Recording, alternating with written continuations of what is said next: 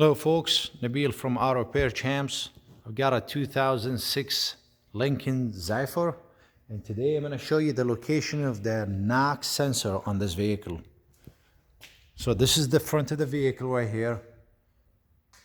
We got the car on the left.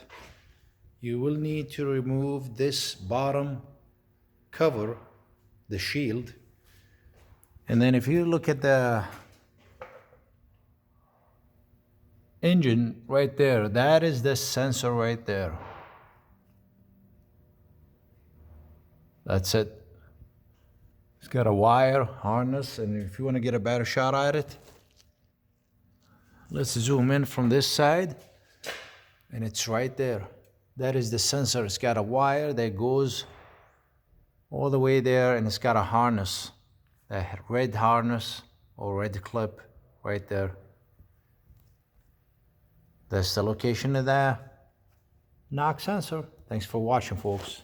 Have a good one.